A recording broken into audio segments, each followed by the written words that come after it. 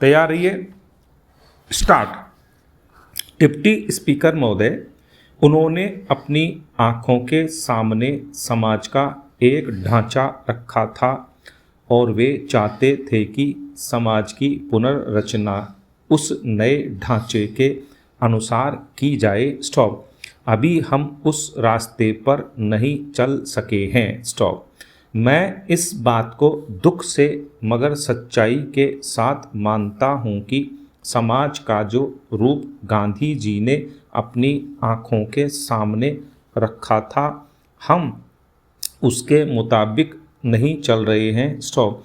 हमारे सामने एक दूसरा ढांचा है और हम उस पर चलने का प्रयत्न कर रहे हैं। स्टॉप। मैं यह नहीं कहना चाहता कि उसमें से कौन बेहतर है और कौन बुरा। स्टॉप। मैं तो इतना ही कह देना काफ़ी समझता हूँ कि हम जिस रास्ते पर चलकर आज आगे बढ़ना चाहते हैं, वह रास्ता वह नहीं जो हमें उस जगह पर ले जाए जहां गांधी जी हमको ले जाना चाहते थे। स्टॉप। हम अगर उसके ठीक विपरीत रास्ते पर नहीं तो कम से कम कुछ अगल बगल या कुछ दूसरी तरफ तो ज़रूर जा रहे हैं। स्टॉप। हो सकता है कि हमारी आंखें आहिस्ता आहिस्ता खुलें और फिर हम सीधे रास्ते पर आ जाएं। स्टॉप। आज देश में जो रचनात्मक काम हो रहा है, उसकी मैं बड़ी कीमत इसलिए लगाता हूँ कि फिर कभी हम उस रास्ते पर आ सकेंगे। स्टॉप। और अगर हमने इस काम को भी छोड़ दिया तो फिर इधर लौटने की कोई उम्मीद नज़र नहीं आती। स्टॉप। इसलिए मैं चाहता हूँ कि हम इस रचनात्मक काम को पूरे बल और ताकत के साथ आगे बढ़ाते जाएं। स्टॉप। पेरा। बहुत जमाना हुआ जब एक अंग्रेज़ यहाँ आया था। स्टॉप। वह बड़ा विद्वान था। स्टॉप। उनकी किताबें अब भी चल रही हैं। स्टॉप।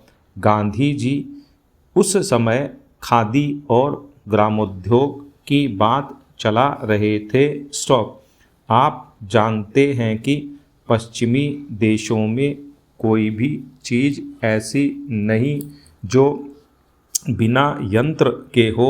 स्टॉप। वहाँ सब काम मशीनों के द्वारा किए जाते हैं।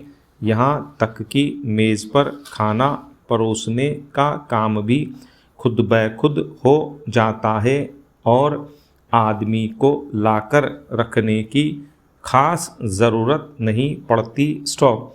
वहाँ के आदमी ने आकर यह देखा कि हमारे यहाँ के लोग घर में बैठे बैठे रुई का सूत बना लेते हैं, उस सूत से कपड़ा बुनते हैं और उसी से घर में कपड़ा सी लेते हैं। स्टॉप। उसने यह भी देखा कि यहाँ के लोग इसी प्रकार खेती के काम में भी धान को कूट पीस कर चावल बना लेते हैं, रोटी और तरह तरह की चीज़ें घर में ही बना लेते हैं और खा लेते हैं। स्टॉप। हमारी इन सब चीज़ों को देखकर उसने कहा कि हम इन चीज़ों को अपने यहाँ कायम रखें, अगर पूरी तरह नहीं तो कम से कम नमूने के तौर पर तो कायम रखें ही। स्टॉप। एक दिन आएगा जब दुनिया सब मशीनों को छोड़ फिर इसी चक्की का उपयोग करेगी और इसी चरखे पर सूत कातेगी। स्टॉप।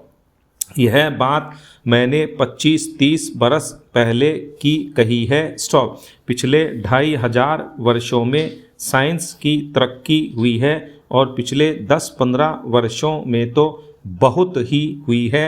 स्टॉप।